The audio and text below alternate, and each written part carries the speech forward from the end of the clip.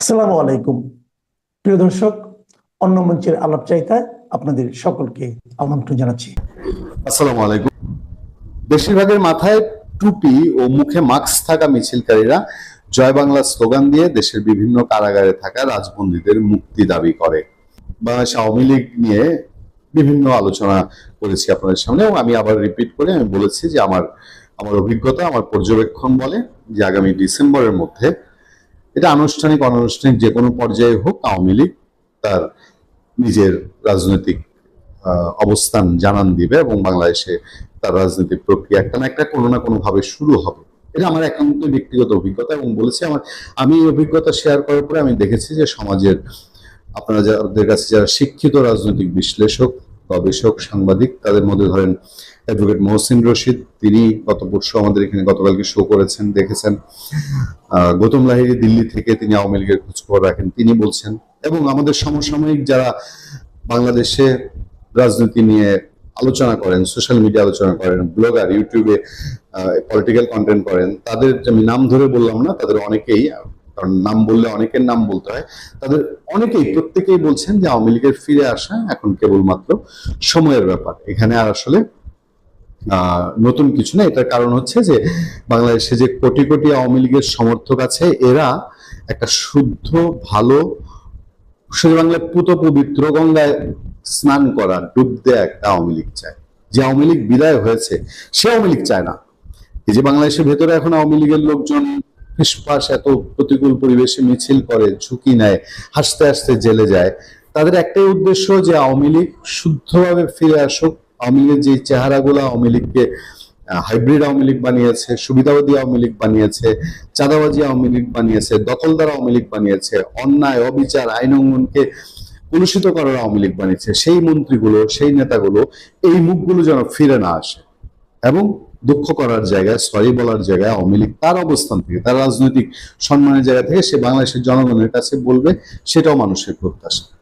ফলে এই যে ক্ষুদ্র ক্ষুদ্র মিছিলগুলো হচ্ছে এই বিরূপ পরিস্থিতিতে, সেই মিছিলগুলো আমাদের নজর কাটছে। এবারের ঘটনা ব্রাহ্মণবাড়িয়ায় রাজবন্দীদের মুক্তির দাবিতে নিষিদ্ধ ছাত্রলীগের ঝটিকা মিছিল। ব্রাহ্মণবাড়িয়া কিন্তু এখন বিএনপির জয় জয়কার। একমাত্র রুমিন ফারহানা, তিনিও তো বলতে গেলে বিএনপিরই। রুমিন ফারহানা স্বতন্ত্র এমপি আছেন, এবং এর বাইরে বিএনপি একেবারেই জয় জয়কার অবস্থা। ব্রাহ্মণবাড়িয়া সদরেও বিএনপির অবস্থান এখন ভালো। আমাদের পার্শ্ববর্তী জেলা বলে ব্রাহ্মণবাড়িয়ার অনেক খোঁজ, এবং ব্রাহ্মণবাড়িয়া নিয়ে আমরা কিন্তু এর আগে অনেক কন্টেন্ট করেছি। আপনাদের মনে আছে কিনা যে সেই উকিল আব্দুস সাত্তার যখন ইলেকশন করেন, তখন আমরা নিয়মিত ব্রাহ্মণবাড়িয়া নিয়ে শো করতাম। ফলে আমরা ব্রাহ্মণবাড়িয়ার খোঁজ খবর কিছু জানি। ব্রাহ্মণবাড়িয়ায় রাজবন্দীদের মুক্তির দাবিতে ঝটিকা মিছিল করেছে নিষিদ্ধ ঘোষিত সংগঠন ছাত্রলীগের নেতাকর্মীরা। মঙ্গলবার সকালে পৌর এলাকার পূর্ব মেড্ডার কোকিল টেক্সটাইল মিল এলাকা থেকে মিছিলটি শুরু হয়ে সমাজ সেবা অফিসের সামনে গিয়ে শেষ হয়। পৌর ছাত্রলীগের নেতা লিমন আল স্বাধীনের নেতৃত্বে এই মিছিল করা হয়। মিছিলের ব্যানারে সাবেক গৃহায়ন মন্ত্রী মুক্তাদির চৌধুরী, সাবেক আইনমন্ত্রী আনিসুল হক সহ কয়েকজনের ছবি ছিল। বেশিরভাগের মাথায় টুপি ও মুখে মাস্ক থাকা মিছিলকারীরা জয় বাংলা স্লোগান দিয়ে দেশের বিভিন্ন কারাগারে থাকা রাজবন্দীদের মুক্তি দাবি করে। এ ব্যাপারে ব্রাহ্মণবাড়িয়ার সদর থানার ভারপ্রাপ্ত কর্মকর্তা মোহাম্মদ শহীদুল ইসলাম সাংবাদিকদের জানান, মিছিলের খবর পাওয়ার পরপরই পুলিশ ঘটনাস্থলে যায়। এর আগেই তারা চলে যায়। নিষিদ্ধ ছাত্রলীগের মিছিলে অংশগ্রহণকারীদের শনাক্তে তথ্য সংগ্রহ করা হচ্ছে। উপস্থিত নিশ্চিত হয়ে তাদের গ্রেফতারের অভিযান চালানো হবে। এই শেষ লাইনগুলো, এটা আমাদের নিউজের তো একটা ধর্ম যে আমাদের সংশ্লিষ্ট থানার বক্তব্য নিতে হয়। ওসি সাহেবরা এখন সবাই এই বক্তব্য দেন যে the patient has been died before the ডক্টরকে। মিছিল হইবার পরে পুলিশ গিয়ে উপস্থিত হইলো, বা খোঁজ নেওয়া হচ্ছে, মিছিলকারীদের চিহ্নিত করা হচ্ছে, হয়তো ক্ষেত্র বিশেষ তাদের গ্রেফতারও করা হচ্ছে। কিন্তু এই টাইপের ঝটিকা মিছিল আসলে কি থামানো সম্ভব? আছে, আমরা দুই বাংলায় অনেক কিছু দেখছি, অনেক কিছু ঘটছে প্রতিনিয়ত। ভেতরে বাহিরে আমরা যতটুকু খোঁজ রাখি, অনেকগুলো ইস্যু। একে তো পশ্চিমবঙ্গে আপনার বিজেপির সরকার গঠন, তারপরে কাঁটাতারের বেড়া দেওয়ার প্রসঙ্গ, ৪৫ দিনের মধ্যে কাঁটাতারের বেড়া হচ্ছে, এ নিয়ে বাংলাদেশেরও কিছু প্রতিক্রিয়া আছে, পশ্চিমবঙ্গের প্রতিক্রিয়া আছে। আজ দেখলাম ওখানে বিবিসি নিউজ করেছে শুভেন্দু অধিকারী নির্দেশ দিয়েছেন যে রাস্তায় নামাজ পড়া যাবে না। পাশাপাশি তিস্তা প্রকল্পে চীনের ইনভলভমেন্ট বাংলাদেশে, এই নিয়ে আলোচনা আছে। আজকে দিল্লি প্রেস ক্লাবে একটি দিল্লি পররাষ্ট্র মন্ত্রণালয়ের একটি প্রেস কনফারেন্স ছিল, যেটা আপনাদের নিয়মিত ব্রিফিং হয়। আমি শুরুতে একটু জানতে চাই ওই ব্রিফিং এ আদ্যোপান্ত বিস্তারিত কি কি বিষয় আজকে উঠে এসছে। আপনি সেখানে প্রশ্ন করেছেন, আমরা দেখেছি। কি কি প্রশ্নের উত্তর আপনারা পেয়েছেন, আপনাদের অনুসন্ধিৎসু চোখ কি কি জিনিস জানতে চায়? প্রথমে এটি দিয়ে শুরু করতে চাই, জনাব গৌতম লাহিড়ী। এক কথায় বলতে পারি যে ভারতের পররাষ্ট্র মন্ত্রণালয় যেটা বলেছেন, তারা কিন্তু বাংলাদেশের নির্বাচিত সরকারের সঙ্গে সম্পর্কটা উন্নত করতে চান এবং সেই লক্ষ্যেই তাদের আগ্রহ। কিন্তু এর সঙ্গে কতগুলো উদ্বেগের বিষয় আছেই। সেটা হচ্ছে, প্রথম প্রশ্ন ছিল যে বাংলাদেশে প্রচুর ভারত বিরোধী আবার অনেক স্লোগান ইত্যাদি শোনা যাচ্ছে ইত্যাদি, এবং সেই বিষয় নিয়ে তাদের কি মন্তব্য, তার প্রত্যুত্তরেই কিন্তু মুখপাত্র বলেছেন যে আমরা কিন্তু বাংলাদেশ সরকারের সঙ্গে মানে গুরুত্ব নিয়েই সম্পর্ক রাখতে চাই, এবং সেক্ষেত্রে আপনি লক্ষ্য করলেই দেখবেন কিছুদিন আগে পররাষ্ট্রমন্ত্রী ডক্টর খালিদুর রহমান ভারত সফর করে গেছেন। তার আগে বাংলাদেশের যে নতুন সরকার প্রতিষ্ঠিত হয়েছে, সেই সরকারের শপথ গ্রহণ অনুষ্ঠানে ভারতের সর্বোচ্চ পর্যায়ের প্রোটোকল অনুসারে নাম্বার 3 স্পিকার মহোদয় গিয়েছিলেন। ফলে এটা থেকে আমরা কিন্তু বলতে পারি আমরা সম্পর্কটা উন্নত করতে চাই। কিন্তু এরপরে যখন দ্বিতীয় অন্য প্রশ্ন ছিল যে যেটা দেখা যাচ্ছে যে বিশেষ করে অনুপ্রবেশের বিষয়টা যেহেতু পশ্চিমবঙ্গে একটা বড় বিষয়, সেখানে একটা প্রশ্ন ছিল যে সম্প্রতি পররাষ্ট্র প্রতিমন্ত্রী মন্তব্য করেছিলেন ঢাকার, যে তারা আহ অবৈধ অনুপ্রবেশের ব্যাপারে জিরো টলারেন্সে বিশ্বাসী, এবং সেটা যদিও তিনি ইউরোপের রাষ্ট্র হিসেবে কথা বলেছিলেন, ভারত প্রসঙ্গে নয় সেটা। কিন্তু সে তার প্রত্যুত্তরে তারা বলেছেন যে ভারত এবং বাংলাদেশের মধ্যে এটা দ্বিপাক্ষিক বিষয়, এবং এই দ্বিপাক্ষিক বিষয়ে আলোচনা হয়ে থাকে।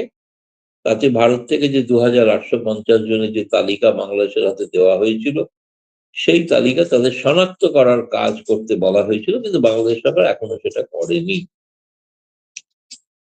তৃতীয় প্রশ্ন ছিল, ধরুন যে বাংলাদেশ সম্প্রতি নতুন যে সরকার শুভেন্দু অধিকারীর নেতৃত্বে, তারা যে জমি এতকাল মমতা বন্দ্যোপাধ্যায় দিচ্ছিলেন না বলে অভিযোগ, যার ফলে তাদের বক্তব্য অনুপ্রবেশ হচ্ছিল, সেই জমিটা তিনি হস্তান্তরে বিএসএফ কে দেওয়ার জন্য সিদ্ধান্ত নিয়েছেন, এবং সেই জমি পাওয়ার অর্থ হলো সেখানে কাঁটাতারের বেড়া হবে। এবং সেখানকার বাস্তব পরিস্থিতি কেন মমতা বন্দ্যোপাধ্যায় দিতে পারছিলেন না, তার কারণ হচ্ছে ওই এলাকাটাতে এমন মানুষ থাকেন যারা ওই জমিতে চাষাবাদ করেন, অনেক ক্ষেত্রে জমি অনেক উর্বরা জমি, এবং সেই জমি খুব সহজে হস্তান্তর হবে কি হবে না আমি জানি না। শেষ পর্যন্ত বল প্রয়োগ করতে হতে পারে বলে মনে হয়, যদি ভারত সরকার চান, কারণ সেই সঙ্গে পররাষ্ট্র মন্ত্রণালয়ের মুখপাত্র যাওয়া হচ্ছে, ভারতের সীমান্তের নিরাপত্তা রক্ষাটা অগ্রাধিকার আমরা দিচ্ছি। তবে এটা সরকার সিদ্ধান্ত নিয়েছেন। প্রশ্ন ছিল যে এর ফলে ভারত বাংলাদেশ সম্পর্কে কোনো ক্ষতি হবে কি। তাদের বলেছেন ক্ষতি হওয়ার বিষয় নয়, যে এটা আমাদের সুরক্ষার বিষয়, নিরাপত্তার বিষয়, ফলে এটা করতেই হবে। একরকম পশ্চিমবঙ্গ সরকারের সিদ্ধান্তে শিলমোহর দিয়েছেন পররাষ্ট্র মন্ত্রণালয়। অবশ্যই আমি একটা প্রশ্ন করেছিলাম যে সম্প্রতি এই যে বলছেন এত ভালো সম্পর্ক রাখতে চান, আগ্রহ, কিন্তু সম্প্রতি তো পররাষ্ট্রমন্ত্রী তিনি চীনে সফরে গিয়ে বললেন তিস্তা নদীর উপত্যকা উন্নয়ন প্রকল্প সেটা তিনি চীনকে দেওয়ার প্রস্তাব দিয়েছেন। এটা যেটা শেখ হাসিনা আগে ভারতকে দেওয়ার কথা ঘোষণা করেছিলেন, এবং সেই সিদ্ধান্ত পরিবর্তন করে তারা চীনকে দেওয়ার সিদ্ধান্ত নিয়েছেন। তাহলে এটা কিভাবে দেখছেন তারা, তাদের কি সম্পর্কে কি আস্থা কি বাড়বে এতে? তো সেটার জবাব ছিল এরকম যে আমরা প্রতিটি পদক্ষেপ যেরকম আমরা ইন্টারন্যাশনাল রিলেশনসে লক্ষ্য করে থাকি এবং লক্ষ্য রাখছি, কিন্তু ভারত বাংলাদেশ সম্পর্কটা দ্বিপাক্ষিক বিষয়, ফলে এটা দ্বিপাক্ষিক স্তরে যখন কথা হবে তখন এই বিষয়ে সিদ্ধান্ত বা আলোচনা হবে। তৃতীয় কোনো দেশের সঙ্গে কি হচ্ছে তার উপর ভারত বাংলাদেশের সম্পর্ক নির্ভর করবে না। এখন তারা এটাকে সহজভাবে উত্তর দিয়েছেন এই কারণেই যে এটাকে নিয়ে যাতে আর কোনো নতুন করে তিক্ততা না বাড়ে, সেটার কারণই আগে। কিন্তু ভেতরে ভেতরে বোঝা যায় যে এটা নিয়ে একটা উদ্বেগ আছে ভারত সরকারের। এটা পরিষ্কার, সম্পর্কটা যতটা নির্বাচনের পর যে স্বাভাবিক হওয়ার লক্ষণ দেখা যাচ্ছিল, আমার মতে সেটাতে একটু বোধহয় স্তিমিত হয়ে গেছে। আহ, আর একটা হয়তো প্রশ্ন জি। হয়নি, যে প্রশ্নটা সময়ের অভাবে করা যায়নি, সেটা হলো ভারতের একটা উদ্বেগের বিষয় আছে যে ভারত এবং বাংলাদেশের মধ্যে যে যে পারস্পরিক অপরাধী যে দমনের যে আইনি সহযোগিতার যে চুক্তিটা ছিল, সেই একই ধরনের চুক্তি সম্প্রতি বাংলাদেশ সরকার পাকিস্তানের সঙ্গে করেছে। এই পাকিস্তানের সঙ্গে যে চুক্তিটা করেছে, সেই চুক্তিটা যেটা ভারতের সঙ্গেও করা হয়েছিল, সেইটাতে একটা উদ্বেগের বিষয় আছে এবং সেটা সরাসরি প্রশ্ন হয়নি ঠিকই, কিন্তু আমরা পরবর্তীকালে শুনেছি যে বিষয়টা উদ্বেগের আছে। এবং দ্বিতীয়ত হচ্ছে যে আহ তারেক রহমান সরকারের পররাষ্ট্র উপদেষ্টা সম্প্রতি বেশ কিছু মন্তব্য করেছেন, সেগুলো সম্পর্কে তারা হয়তো প্রশ্ন হলে জবাব দিতেন এবং খুব কঠোর ভাষায় জবাব দিতেন, সেটা পরে বুঝেছি আর কি।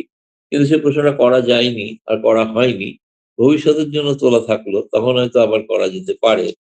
এবং পাকিস্তানের প্রচুর সেনা অফিসার সম্প্রতি বাংলাদেশে প্রায় বলা যায় গিজগিজ করছে, এবং যিনি আমাদের ভারতের অপারেশন সিন্দুরের বিপক্ষে পাকিস্তান সেনার নেতৃত্ব দিয়েছিলেন, সেই সেনাবাহিনীর একজন মানে জেনারেল, যিনি কাতার থেকে তো প্রচুর সঙ্গী সাথী নিয়ে বাংলাদেশে এসছেন এরকম একটা শোনা গিয়েছে।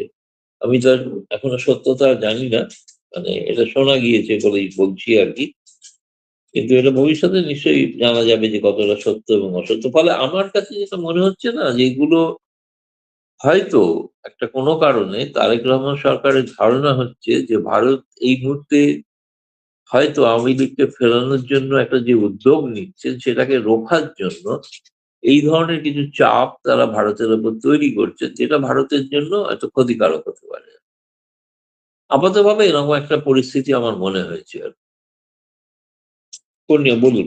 দাদা, আপনি দেখেছেন কিনা আমাদের দেশে এর আগে আমরা আমাদের ছোটবেলায় আমাদের স্টুডেন্ট লাইফে আমরা দেখেছি বাংলাদেশ থেকে খুব দূর দেশে কেউ পড়তে না গেলে ভারতে পড়তে যেত। ভারতের ব্যাঙ্গালোর, মহীশূর এই রাষ্ট্রগুলোতে পড়াশোনার জন্য বাংলাদেশের স্টুডেন্ট যেত। আমাদের শিক্ষামন্ত্রী গতকাল বলেছেন যে পাকিস্তানের শিক্ষা ব্যবস্থা অনেক বেশি অগ্রগতি হয়েছে এবং বাংলাদেশের স্টুডেন্টরা যেন পাকিস্তানে পড়তে যায় এ ব্যাপারে উদ্বুদ্ধ করেছেন, যেটা আগে আমরা দেখিনি। আপনার কি মনে হয় যে পাকিস্তান বাংলাদেশকে মার্কেট হিসেবে, পাকিস্তানে অনেক প্রোডাক্ট আসছে বাংলাদেশে যেটা আগে আসেনি, এই যে পট পরিবর্তন 24-এ এর মধ্যে দিয়ে বাংলাদেশের মার্কেট, বাংলাদেশের মেধা এগুলোর দিকে পাকিস্তানের একটা আগ্রহ তৈরি হয়েছে, এবং ভবিষ্যতে যেটা ভারত বাংলাদেশ সম্পর্কের ক্ষেত্রে একটা এফেক্ট করতে পারে, এরকম মনে হয় কিনা? না দেখুন, আমি আমি কি শুনেছি বোঝাতে পেরেছি এটা। দাদা? আপনি শুনতে পেরেছেন? আমি আমি বুঝতে আমি পেরেছি, বোঝাতে চেয়েছি যে বুঝতে এই যে পেরেছি। পাকিস্তানি। না, আমি বুঝতে পেরেছি। আমি আপনাকে প্রথম কথা বলবো, দেখুন একটা সময় আমি লাহোর বোঝাতে চাইছি, বিশ্ববিদ্যালয়, একটা সময় কিন্তু লাহোর বিশ্ববিদ্যালয় দুনিয়া জোড়া নাম ছিল, এ বিষয়ে কোনো সন্দেহ নেই। বহু সেখান থেকে বহু মানে পড়াশোনা করে বহু অনেক অধ্যাপক, নামি দামি অধ্যাপক, তারা কিন্তু ভারতে এসেছিলেন, ভারতে ছিল। ফলে আমি শিক্ষার বিষয়টা নিয়ে বলতে যাচ্ছি না, কিন্তু এটা এটা একটা নিশ্চিতভাবে বাংলাদেশের একটা ভারতের জন্য একটা বলবো যে একটা জবাব এক ধরনের, যে ভারত যে শিক্ষাবৃত্তি যেগুলো দিত, সেটা এখন পাকিস্তানের শিক্ষাবৃত্তি চালু হচ্ছে। কারণ পাকিস্তানের বর্তমান পরিস্থিতি নিশ্চিতভাবে অনেক পরিবর্তন হয়ে গেছে, সেখানে তার মানসিকতায় অনেক পরিবর্তন হয়েছে। সেই সময়কার পাকিস্তান আজ আছে কিনা সন্দেহ। সেই পাকিস্তানের নাকি কত ছাত্রবৃত্তি দেবে শুনেছি। জানি না, পাকিস্তানের মতো একটা দুর্বল, আর্থিক দিক থেকে দুর্বল রাষ্ট্র এতটা বাংলাদেশকে দিচ্ছে, সেটা বাংলাদেশের ছাত্ররা একটা জিনিস কিন্তু আছে কি জানো তো, পাকিস্তানের বিশ্ববিদ্যালয় থেকে, এটা ভেবে নেবেন বাংলাদেশের মানুষরা, পাকিস্তানের বিশ্ববিদ্যালয় থেকে পড়াশোনা এই সময় পড়াশোনা করে পাশ করার পর পৃথিবীর অনেক দেশে তাদের প্রবেশাধিকারের সমস্যা হতে পারে। আমি কেবলমাত্র ভারতের কথা বলছি না, আরো অনেক উন্নত দেশ আছে যেখানে হয়তো পাকিস্তানের থেকে শিক্ষিত, এই কথাটা হয়তো আহ কতটা গ্রহণযোগ্য সেটা না। সেই ধরনের শিক্ষা বা সেই ধরনের বিশ্ববিদ্যালয়গুলির মান কতটা ইন্টারন্যাশনালি অ্যাকসেপ্টেড, সেটা দেখে জানো ছাত্রছাত্রীরা পারে। যে কোনো একটা পাকিস্তানি ইসলামাবাদ, পেশোয়ারের কোনো একটা কি বালুচিস্তানের কোনো একটা বিশ্ববিদ্যালয় দেখেই যেন না চলে যাবে। আমি নিজে ব্যক্তিগতভাবে জানি ইসলামাবাদের বিশ্ববিদ্যালয় তো অনেক পরে তৈরি হয়েছে, তো লাহোর বিশ্ববিদ্যালয়ে একসময় সত্যি সত্যি প্রচুর নাম দাম ছিল, যেরকম ঢাকা ইউনিভার্সিটিকে প্রাচ্যের অক্সফোর্ড বলা হতো। সেই ধরনের নাম ধাম ছিল আর কি। এখন ঢাকা বিশ্ববিদ্যালয় আজকেও সেই ধরনের পরিস্থিতি নয়। বলুন পূর্ণিয়া। আমি দাদা এই প্রসঙ্গে আলাপচারিতার আলাপচারিতার এই পর্যায়ে আমি যেতে চাই আওয়ামী লীগ প্রসঙ্গে। আমাদের দেশে নানান আলাপ আছে, আমাদের যারা রাজনৈতিক বিশ্লেষক আমাদের শোতেও আসেন, তারাও মোটামুটি স্পষ্ট এখন সবাই বলেন যে আওয়ামী লীগ রাজনীতিতে ফিরবে, এটা এখন সময়ের ব্যাপার। এবং বাংলাদেশের একজন রাজনীতিবিদের আমি যদি আপনাকে কোট করি, খুব আলোচিত রাজনীতিবিদ স্টুডেন্টদের মধ্যে তার নাম হচ্ছে সালাউদ্দিন আম্মার, হয়তো চিনবেন আপনি, তিনি রাজশাহী বিশ্ববিদ্যালয়ের জিএস এখন ছাত্র সংসদে। তিনি বলছিলেন যে শেখ হাসিনার আশার বার্তা যারা ছড়ায় তাদেরকে কংগ্রেচুলেশন। জেএনজি, বাংলাদেশের জেএনজি এখন এমন কিছু নিয়ে অপেক্ষা করছে যেগুলা শেখ হাসিনা ফিরলে পরে বোঝা যাবে সেগুলোর ব্যবহার কেমন হয়। এই যে বাংলাদেশের ভেতরে আলাপ এবং শেখ হাসিনার নানান বক্তব্য নিয়ে আমরা রিসেন্টলি বক্তব্য নিয়ে আলাপ শুনতে পাই, সবশেষ আসলে কি অবস্থা, আপনার হাতে কি খবর আছে? এবং সত্যিকার অর্থেই কি আপনি মনে করেন যে আওয়ামী লীগ যে অবস্থায় ভারতে আছে খুব দ্রুত সময় ফিরতে পারবে কিনা? যে আলাপটা গত দুদিন ধরে খুব জোরালো হয়েছে বাংলাদেশে, অনেকে আলাপ করার চেষ্টা করছেন, সোশ্যাল মিডিয়ায় বলছেন। দেখুন, আমি সময়সীমা হয়তো বলতে পারবো না, কিন্তু শেখ হাসিনা নিজে পরশুদিন বলেছেন যে তিনি এই বছরের শেষে ফিরবেন। অপেক্ষা করো, এই বছরের শেষেই আমি ফিরছি। এখন সেটা তার ভিত্তি কি আমি জানি না, কিন্তু এটা ঘটনা হচ্ছে যে তিনি কিন্তু ফেরার জন্য আগ্রহী। আমি যতদূর জানি তার ঘনিষ্ঠ লোকজনের সঙ্গে কথা বলে ফেরার জন্য আগ্রহী। এমনকি এতটাও হয়েছিলেন আবার তিনি যে আমার ওখানে শাস্তি হলে হোক, জেলে নিয়ে গেলে নিয়ে যাক, কিন্তু আমি কিন্তু ফিরবই। এরকম একটা অনমনীয় মনোভাব নিচ্ছিলেন, যেটা আমাদের অনেকের মনে হয়েছে, তার শুভানুধ্যায়ীদের মনে হয়েছে এটা অনেকটা আত্মহত্যার সামিল হবে। এটা এখনো যে দলটার রাজনৈতিক নিষেধাজ্ঞাই প্রত্যাহিত হয়নি, সেই দলটা ফিরলে কি করে রাজনৈতিক কর্মকাণ্ড করবে? কিন্তু গেরিলা পদ্ধতিতে করতে হবে কর্মকাণ্ড, তাই না? স্বাভাবিক প্রক্রিয়াতে করা যাবে না রাজনীতি। দ্বিতীয়ত, এটা ঘটনা যে এটা কিন্তু অনন্তকাল চলতেও পারে, অনন্তকাল চলবেও না বলে আমি মনে করি। চলবে না কারণ হচ্ছে যে মানুষ একটা সময় তারা বিরক্ত হবেন, তারা এই সরকারের বহু কিছু। ওখানে তার আগে একটা কথা বলে দিই, যারা চায় না যে আওয়ামী লীগ আমার ময়দানে ফিরে আসে, তারা হলেন বিএনপি এবং জামায়াত। তারা জানেন আওয়ামী লীগ যদি ফেরে তা তাদের রাজনৈতিক অস্তিত্ব নিয়ে প্রশ্ন উঠবে। তারা সেই কারণে না ফেরানোর যাবতীয় ব্যবস্থা করবেন, ওই জন্য নানাবিধ অভিযোগ করে আর কি। তো এখন সেইটা একটা বড় ব্যাপার। এক্ষেত্রে বিএনপি জামায়াত কিন্তু একপন্থীতে আছে যে আওয়ামী লীগকে ফিরতে দেওয়া যাবে না, যেমন করেই হোক আটকাতে হবে। কিন্তু চিরকাল কি আটকে রাখা যায়? আপনি বন্যার জল কোথা দিয়ে আটকে রাখবেন? আটকাতে সম্ভব না। আপনি তো বাইরে আছেন ১,০০০ জন আওয়ামী লীগ নেতা, বাংলাদেশে আছে ৪ কোটি সমর্থক। আমি ৪ কোটি যদি বিশ্বাসও না হয়, ধরে নিলাম ৩ কোটি। ৩ কোটি সংখ্যাটা কম। আপনাদের যেখানে যারা জেনজি বিক্ষোভ করেছিল সংখ্যাটা তো লক্ষের মধ্যে, কোটির অঙ্কে নয়। এই লক্ষাধিক কোটির অঙ্কের সমর্থক যদি একটা সময় বেপরোয়া হয়ে নিজের হাতে আইন তুলে নেয়, এবং সেক্ষেত্রে কিন্তু অঘটন ঘটতে পারে। এবং আমি কিন্তু দিব্যচক্ষে এরকম একটা জিনিস দেখছি। আমি আপনাকে এটা বলতে পারি, এখন আমি যতটুকু শুনেছি উনি বোধহয় সম্প্রতি শেখ হাসিনা হয়তো আরেকটু ক্যাটেগরিক্যালি হয়তো বলবেন বলে আমি শুনেছি যে এইটা এবছর হলো না ১৭ই মে ফেরা, কিন্তু আগামী ১৭ই মে তো ফিরছি। মানে ১৭ই মে তার প্রত্যাবর্তন দিবস। সেই দিন উনি কি বলেন সেটা একটা দেখার বিষয় আছে। সেই দিন হয়তো একটা কিছু বলবেন তিনি, তার একটা বার্তা থাকবে, নির্দিষ্ট বার্তা। এবং যদি বলেন যে তিনি আওয়ামী লীগ, কিছু কথা সম্পর্কে বলা হয় যে রিফাইন্ড আওয়ামী লীগ। রিফাইন্ড আওয়ামী লীগের অর্থ কি? মানে পুরনো যাদের বিরুদ্ধে অভিযোগ আছে তাদেরকে সামনের সারিতে না এনে। কিন্তু শেখ হাসিনা তো কোনো ব্যক্তি নয়। আমরা মনে করি শেখ হাসিনা একটা আদর্শবোধের ধারাবাহিকতা, বঙ্গবন্ধুর আদর্শবোধের ধারাবাহিকতা। সেই ধারাবাহিকতাতে যারা থাকবেন তার অন্য কোনো অসুবিধা না হলে তিনিই থাকবেন নেতৃত্বে, এই বিষয়ে কোনো সন্দেহ নেই। হয়তো পুরনো নেতারা যারা আছেন তাদের মধ্যে কেউ অদল বদল হতে পারে, নতুন কিছু, বিশেষ করে যারা মাঠ পর্যায়ে কাজ করছে তারা হয়তো অনেক স্থান পেতে পারে। কিন্তু কারুর নাম যদি এখন ঘোষণা করে দিই, ধরুন যে মাঠ পর্যায়ে কাজ করছে, সেই মাঠ পর্যায়ে কাজের জন্য বাড়িতে তো কাউকে তাকে গ্রেপ্তার করে দেবে, তাই না? এই যে ক্রমাগত বলা হয় যে নতুন আওয়ামী লীগ, নতুন আওয়ামী লীগ, আরে নতুন আওয়ামী লীগের নাম বলা মাত্রই তো তাদের গ্রেপ্তার করা হবে, কারণ তাদের রাজনৈতিক নিষেধাজ্ঞা ওঠেনি। কিন্তু এটাও আমি বলছি, রাজনৈতিক নিষেধাজ্ঞা কিন্তু প্রত্যাহারে বাংলাদেশের মানুষ বাধ্য করবে তারেক রহমান সরকার।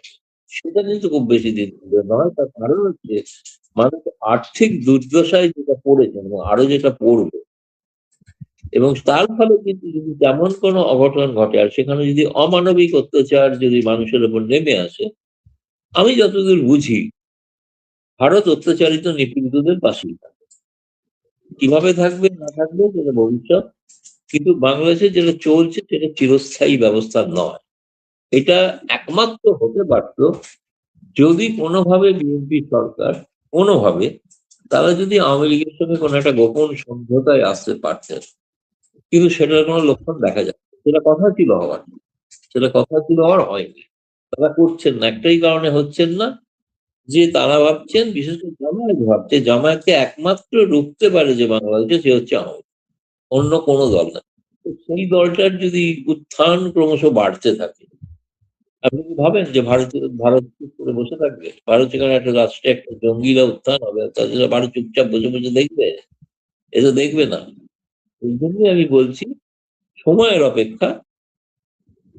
নিশ্চিতভাবে ওই যে যেটা বলছেন মানে তার মনের আকাঙ্ক্ষাটার কথা বলছেন, কিন্তু এই মানে এই নয় যে তিনি কোনো দিনক্ষণ নির্দিষ্ট নয়। এটা একটা রাজনৈতিক ভবিতব্য যে বাংলাদেশের মাঠে আওয়ামী লীগকে দেখতে পাবেন।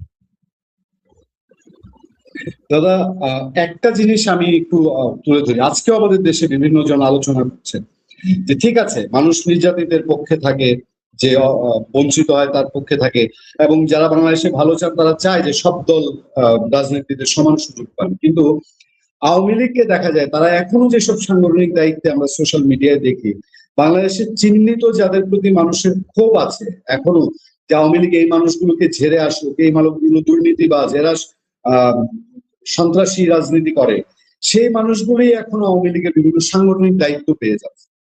এইটা কিন্তু মানুষের মধ্যে এখন একটা আগ্রহ আছে যে আওয়ামী লীগ যদি আপনারা ফেরার কথা বলছেন, ফিরে তাহলে সেই আগের রূপেই ফিরবে, তার কোনো চেঞ্জ নাই। এই আলাপটা কিন্তু বাংলাদেশের ভেতরে আছে। আছে, এবং নিশ্চিতভাবে পরিবর্তনশীল সময়।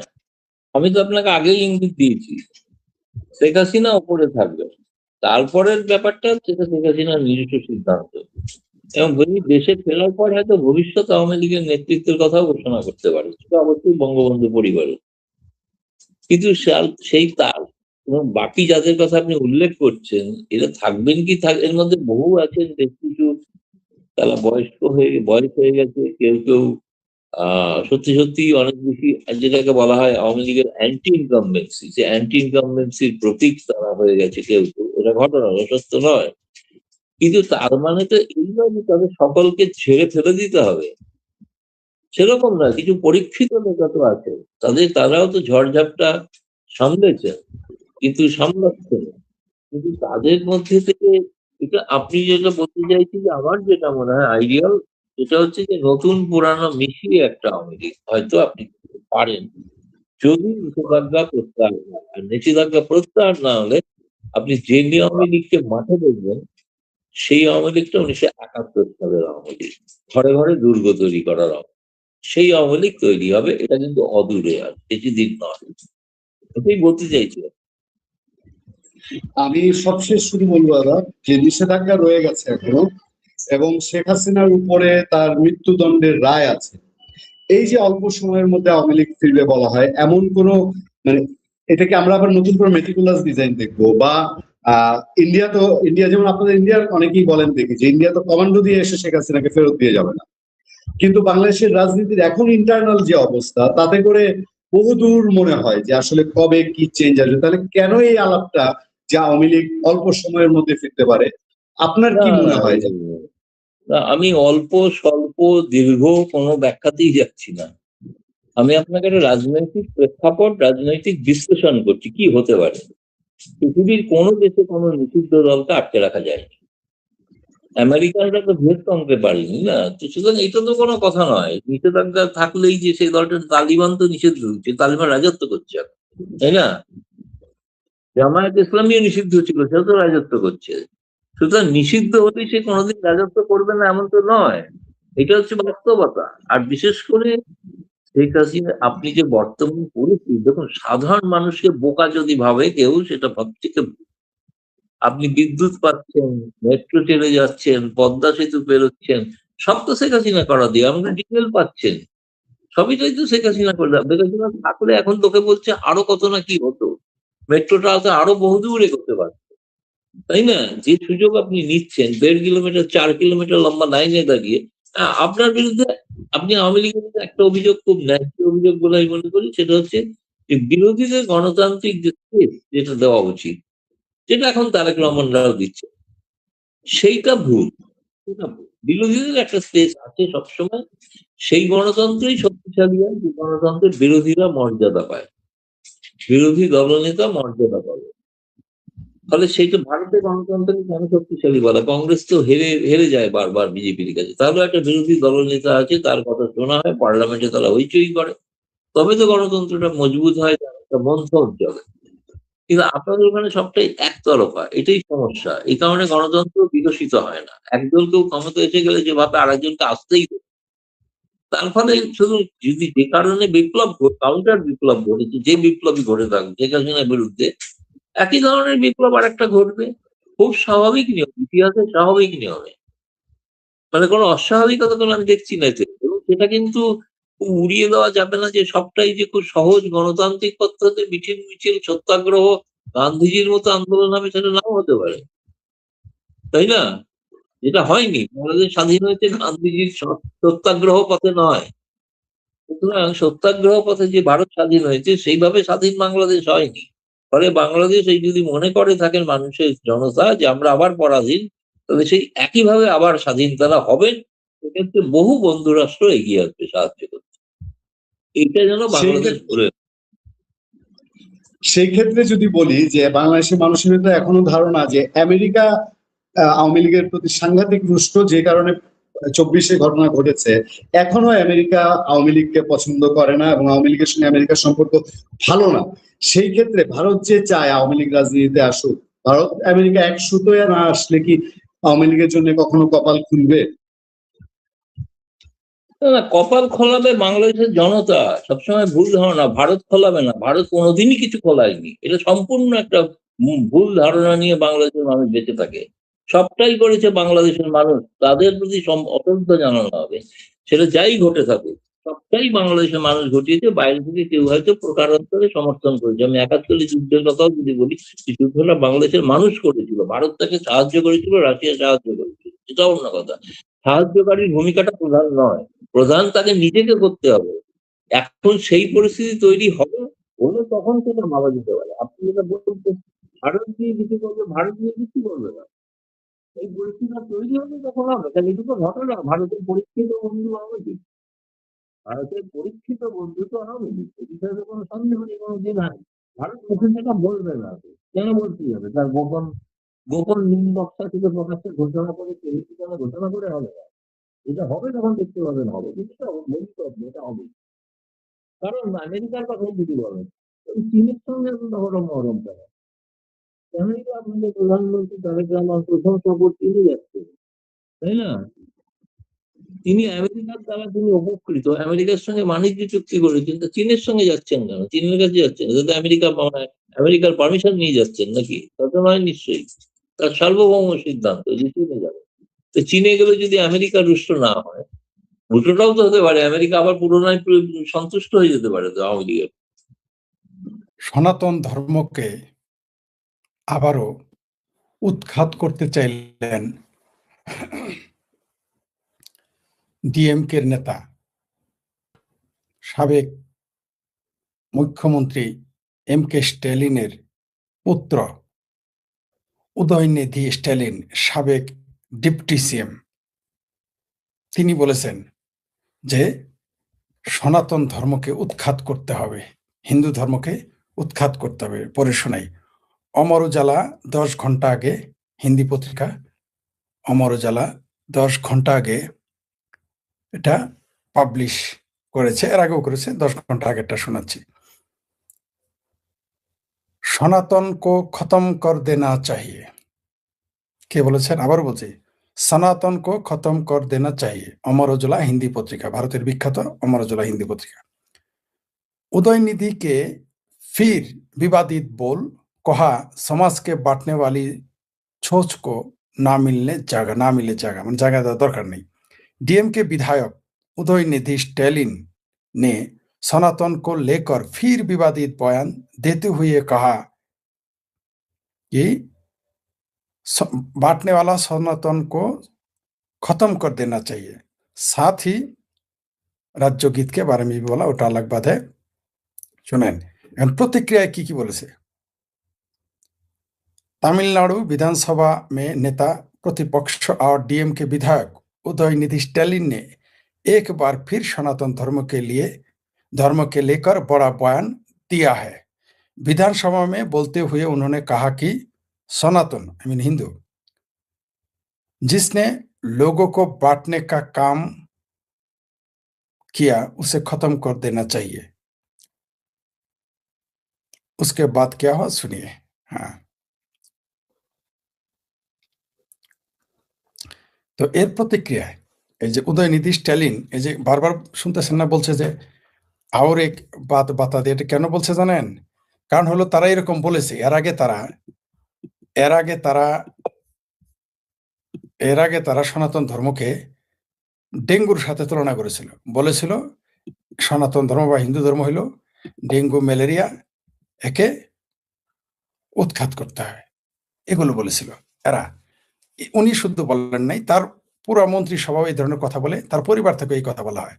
আচ্ছা কল্পনা করেন তো 90% হিন্দু ওই জায়গায় বাস করে, সেই জায়গায় একজন এটা বলে তিনি এখনো ক্ষমতায় মানে তিনি এখন এমএলএ, বিরোধী দল হয়ে গেছেন। এই বিজয় থালাপতি নামের খ্রিস্টান ধর্মাবলম্বী ক্ষমতায় আসার পর, বিজয় থালাপতি কিন্তু হিন্দু না, তিনিও কিন্তু বলেছেন বিজয় থালাপতি যে হিন্দুদের উপরে মুসলমানদের উপর যদি হিন্দুরা আক্রমণ করে আমি দেখে নেব, তার পরিণতি ভালো হবে না।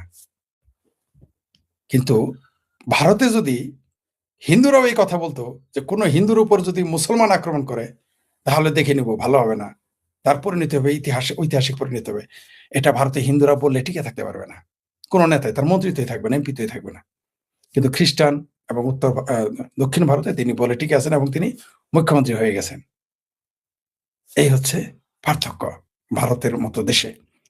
বাংলাদেশ, পাকিস্তান বা মিডল ইস্টের কোন মুসলিম দেশে কেউ যদি বলে যে ইসলাম হচ্ছে একটা নারী বিদ্বেষী ধর্ম, বা ইসলাম ম্যালেরিয়া ডেঙ্গু, বা ইসলাম ভাগাবাটিতে বিশ্বাসী, এই ধরনের কথা বলে যে তা মিটিয়ে দিতে হবে, উৎখাত করতে হবে, এই কথা বললে নেতাগিরি তো দূরের কথা, তার জীবন 5 মিনিট বেঁচে থাকতে পারবে, সে 5 মিনিট সে বেঁচে থাকতে পারবে, তার দলের লোকেরই তারা মেরে ফেলবে। কিন্তু এটা ভারত বলেই সম্ভব, তার উপর আবার দক্ষিণ।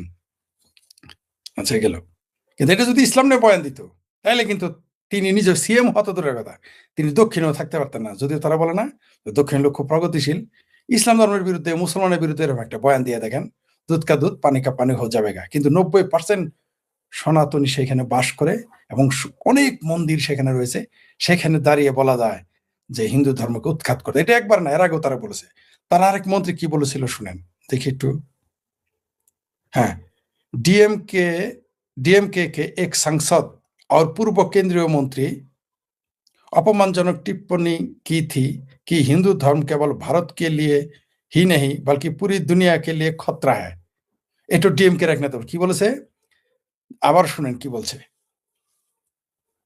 যে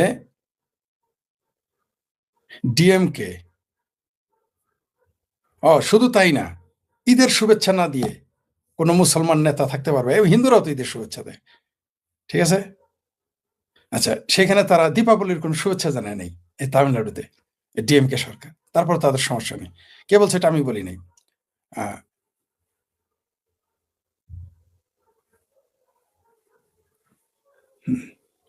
বিজেপির নেতা বলেছে যে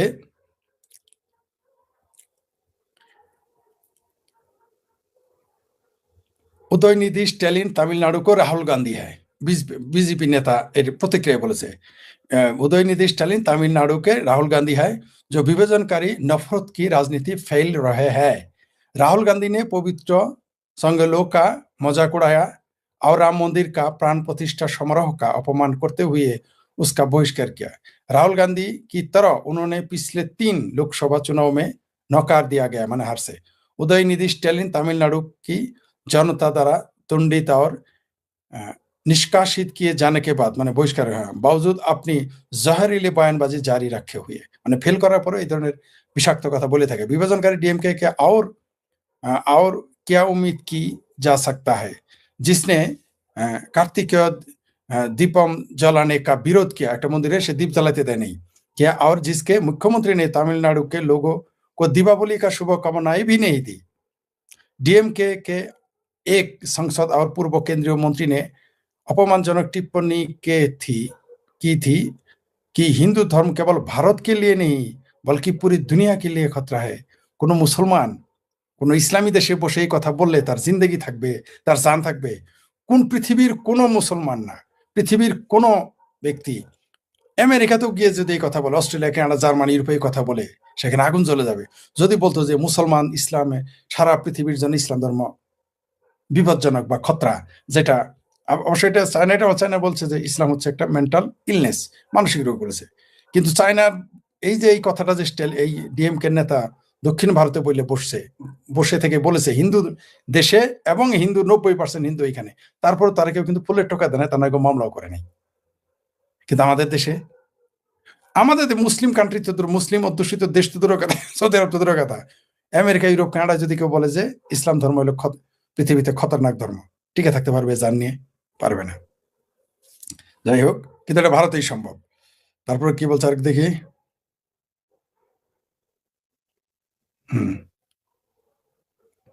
দেখি আর কি বলছে।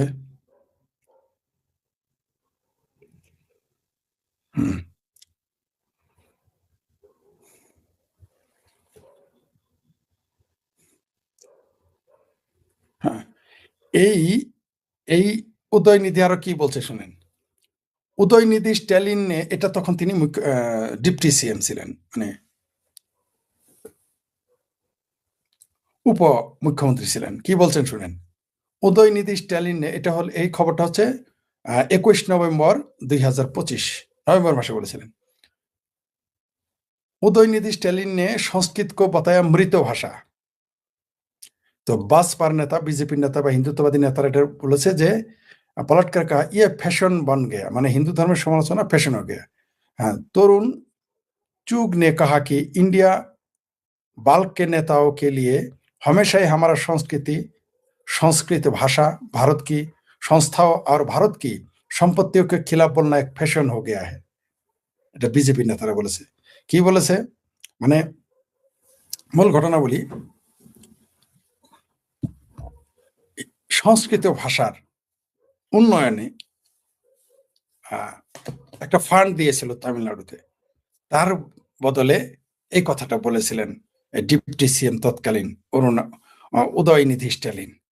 দক্ষিণ থেকে সবচেয়ে বেশি আক্রমণ করা হয় বামপন্থী চিন্তাধারার লোক যারা, তারা সবচেয়ে বেশি হামলা করে সনাতন ধর্মের উপরে। কিন্তু আজ পর্যন্ত ভারতের একটা এক জাররা ভি নেই, একটা বামপন্থী আজ পর্যন্ত এই 75 বছর বয়স, 47 থেকে এই আজকের দিন, এই মুহূর্তে আমি কথা বলতে পারবো, একটা বামপন্থী কোনোদিন ইসলাম ধর্ম এবং মুসলমানের বিরুদ্ধে কথা বলে যায় একটা বাক্য পাবেন না। কিন্তু শত শত বাক্য আছে সরাসরি বলেছে তারা সনাতন ধর্মকে ধ্বংস করে দেবে, হিন্দু ধর্মকে ধ্বংস করে দেবে। গরুর মাংস খেয়েছে, কিন্তু গিতরের গোস্ত কেউ খায় নাই। গরুর মাংস খেয়ে সেকুলারিজম দেখাতে গিয়েছে সব জায়গাতে, কেরালাতেও দেখিয়েছে।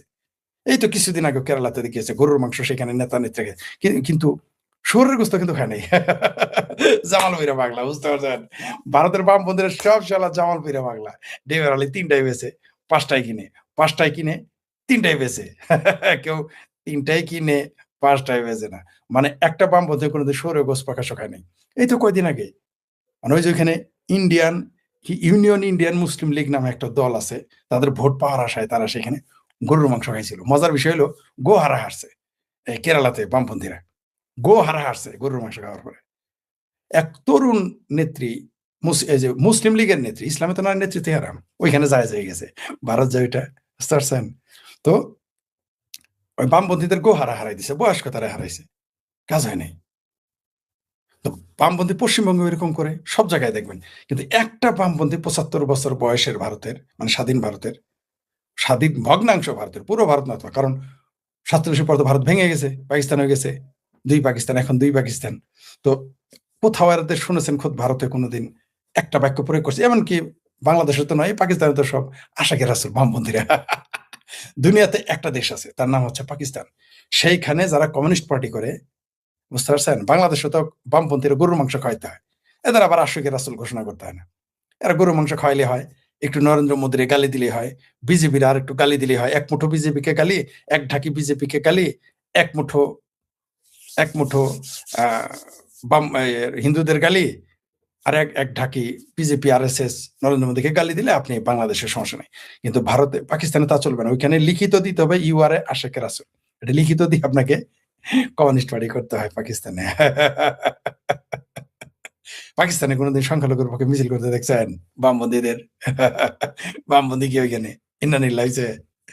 তার মানে যেখানে মুসলমান, যেখানে সংখ্যালঘু নাই, হিন্দু নাই, সেখানে বামপন্থীও নাই, খালাস।